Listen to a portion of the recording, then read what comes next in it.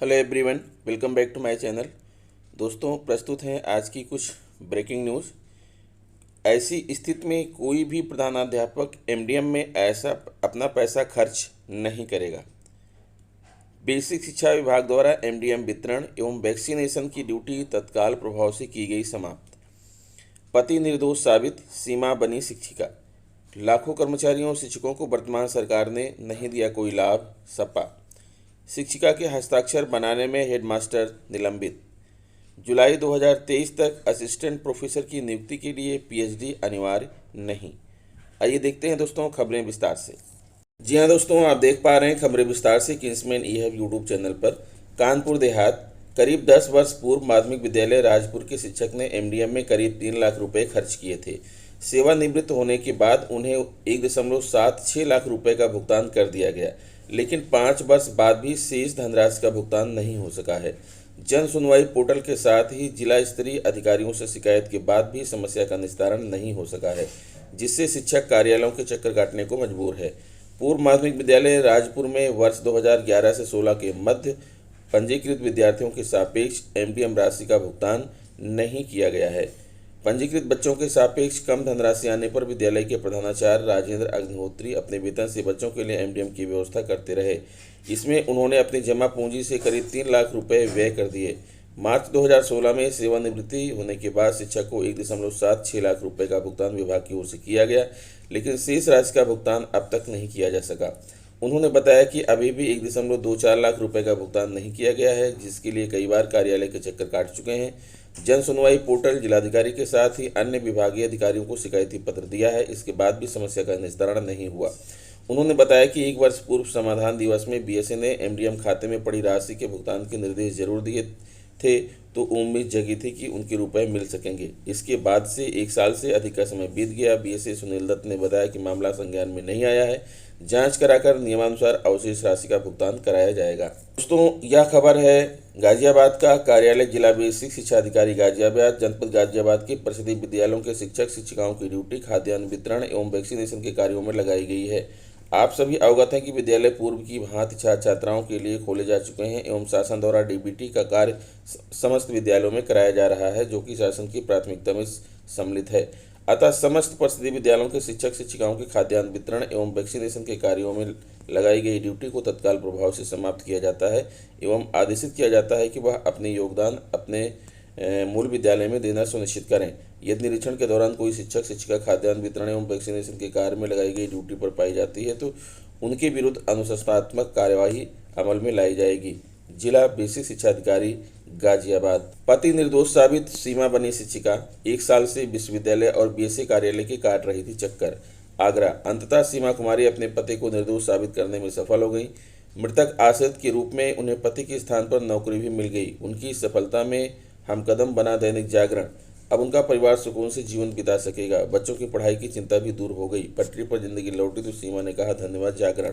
एतमादपुर के नगला केसरी निवासी सीमा कुमारी के पति विमल किशोर ने सत्र 2004-05 में डॉक्टर भीमराव अंबेडकर विश्वविद्यालय से बीएड किया था। वर्ष 2016 में उन्होंने प्राथमिक विद्यालय रधऊ में शिक्षक की नौकरी शुरू कर दी। विश्वविद्यालय की फर्जी डिग्री की जांच करने के दौरान विशेष जांच दल एसआईटी की सूची में उनका रोल नंबर टेम्पर्ड में आ गया। बीएसए ने उन्हें वर्ष 2019 में नोटिस दिया। वर्ष 2020 में तनख्वाह रोक दी गई। तनाव में आकर वह बीमार हो गए और पिछले साल मार्च में उनकी मृत्यु हो गई। सीमा ने अपने पति के स्थान पर नौकरी के लिए प्रत्यावेदन दिया, जिसे नकार दिया गया। उन्हें लोक अदालत में मुकदमा किया, राज्यपाल को पार्टी बनाया, जिस पर विश्वविद्यालय से जवाब दिया गया कि विमल किशोर का रोल नंबर ना तो फेक सूची में है और न ही टेम्पर्ड सूची में। सीमा कुमारी पिछले 1 साल से अपने पति की डिग्रियों और अंक तालिकाओं को सत्यापित कराने के लिए विश्वविद्यालय और नौकरी पाने को बीएसए कार्यालय के चक्कर काट रही थी। जानकारी होने पर दैनिक जागरण उनकी इस जंग के कंधे से कंधा मिलाकर खड़ा हो गया। अगस्त माह में खबर प्रकाशित कर सीमा के दर्द को उजागर किया गया। खबर में बताया गया कि किस तरह विश्वविद्यालय से सत्यापित पत्र प्राप्त करने के लिए उससे रुपए मांगे गए। संवाददाता ने अपने प्रयास से कुलपति से मुलाकात कराई। सत्यापित पत्र सहायक कुल सचिव कार्यालय से बीएसए कार्यालय तक पहुंचाया गया। सीमा कुमारी स्वयं जीती जंग, हम कदम बनने पर बोली धन्यवाद जागरण। 1 साल से विश्वविद्यालय और बीएसए कार्यालय की काट रही थी चक्कर। लाखों कर्मचारियों और शिक्षकों को वर्तमान सरकार ने नहीं दिया कोई लाभ, सपा शिक्षक सभा के राष्ट्रीय अध्यक्ष का आरोप। प्रयागराज। समाजवादी शिक्षक सभा के राष्ट्रीय अध्यक्ष डॉक्टर बी पांडे ने कहा कि भाजपा की सरकार ने प्रदेश के लाखों शिक्षकों कर्मचारियों को 5 वर्ष के दौरान कोई फायदा नहीं दिया, बल्कि इनका उत्पीड़न किया है। इतना ही नहीं, बल्कि बेसिक शिक्षा विभाग में न तो तबादले किए और न ही कोई पदोन्नति हुई। उन्होंने कहा कि इतना ही नहीं, बेसिक शिक्षा में 2 लाख से अधिक शिक्षा प्रेरकों अन्वेषकों को पद से हटाकर उनकी सेवाएं समाप्त कर दी। कहा कि इतना ही नहीं, उनको 2 साल से अधिक का वेतन भी नहीं दिया। उन्होंने जोर देते हुए कहा कि इसमें क्या समझा जाए कि भाजपा किसको किस तरह रोजगार दे रही है और किसका भविष्य संरक्षित कर रही है। यह बातें समाजवादी शिक्षक सभा के राष्ट्रीय अध्यक्ष डॉक्टर बी पांडे ने सोमवार को प्रयागराज में सिविल लाइंस में कही। उन्होंने कहा कि भाजपा के प्रदेश सरकार में 5 वर्ष में माध्यमिक शिक्षा सेवा चयन बोर्ड में न तो कोई भर्ती किया और न ही उच्चतर शिक्षा आयोग में। उन्होंने कहा कि सबसे बड़ी बात नहीं कि बेसिक शिक्षा में 68,500 और 69,000 शिक्षक भर्ती के दौरान अभ्यर्थियों को कठिनाई का सामना करना पड़ा। उनको भर्ती को लेकर हाईकोर्ट और सुप्रीम कोर्ट तक जाना पड़ा। अंत में कोर्ट में भर्ती प्रक्रिया शुरू करने का आदेश दिया। समाजवादी शिक्षक सभा के राष्ट्रीय अध्यक्ष डॉक्टर बी पांडे ने कहा कि शिक्षा विभाग के बेसिक, एडेड और राजकीय कॉलेजों के शिक्षकों का आज तक तबादला नहीं हो पाया है और वह परेशान है। उन्होंने कहा कि सपा के राष्ट्रीय अध्यक्ष और पूर्व मुख्यमंत्री अखिलेश यादव के मंगलवार से शुरू होने वाली यात्रा को देखते हुए शिक्षक सभा ने अपनी मंडलीय शैक्षिक संगोष्ठियों को सोमवार से स्थगित कर दिया है। कई पदाधिकारी कार्यक्रम में शामिल होने के लिए लखनऊ निकल चुके हैं। कानपुर देहात प्राथमिक विद्यालय ज्योति में अनुपस्थित शिक्षक के हस्ताक्षर करने में दोषी पाए गए हेडमास्टर से स्पष्टीकरण तलब किया गया। मामले में संतोषजनक उत्तर न दे पाने पर बीईओ की रिपोर्ट के अनुसार हेडमास्टर को बीएसए ने सोमवार को निलंबित कर दिया। मैथा की खंड शिक्षा अधिकारी पूनम वर्मा ने 12 अगस्त को प्राथमिक विद्यालय ज्योति का निरीक्षण किया था। तब विद्यालय की शिक्षक रति चौहान अनुपस्थित मिली थीं, लेकिन उनके हस्ताक्षर उपस्थित पंजिका में दर्ज मिले थे। छानबीन में शिक्षक के पहले के हस्ताक्षर भिन्न पाए गए। हेडमास्टर प्रदीप कुमार निगम की भूमिका संदिग्ध पाई गई। प्रारंभिक जांच में पाया गया कि वह नियमित रूप से स्कूल न आने पर शिक्षकों का सहयोग करते हैं। इसकी रिपोर्ट बीईओ ने बीएसए को सौंपी थी। बीएसए ने शिक्षक से स्पष्टीकरण तलब किया था। जवाब के साथ साक्ष्य भी मांगे थे। हेडमास्टर कोई संतोषजनक उत्तर नहीं दे सके। सोमवार को बीएसए सुनील दत्त ने शिक्षक को निलंबित कर दिया। बीएसए ने बताया कि निलंबन अवधि में हेडमास्टर प्राथमिक विद्यालय हथिका में संबद्ध रहेंगे। मामले की विस्तृत जांच के लिए मुख्यालय की खंड शिक्षा अधिकारी को सौंपी गई है। जुलाई 2023 तक असिस्टेंट प्रोफेसर की नियुक्ति के लिए पीएचडी अनिवार्य नहीं, यूजीसी ने जारी किया आदेश। विश्वविद्यालय के विभागों और कॉलेजों में सहायक प्रोफेसर की भर्ती के लिए पीएचडी अनिवार्य नहीं होगी। हालांकि यह अनिवार्यता केवल 1 जुलाई 2021 से 1 जुलाई 2023 तक पीएचडी में होने वाली भर्तियों के लिए खत्म की गई है। कोविड-19 के मद्देनजर सहायक प्रोफेसरों की सीधी भर्ती के लिए अनिवार्य योग्यता के रूप में विश्वविद्यालय अनुदान आयोग यूजीसी ने 1 जुलाई 2021 से 1 जुलाई 2023 तक होने वाली भर्तियों के लिए पीएचडी का अनिवार्यता पर रोक लगाया है। यूजीसी ने इस फैसले के संबंध में सभी उच्च शिक्षा संस्थानों को एक परिपत्र जारी किया है। उम्मीदवारों को यह राहत इसलिए दी गई है जिससे यूनिवर्सिटी में खाली पड़े शिक्षकों की भर्ती की जा सके।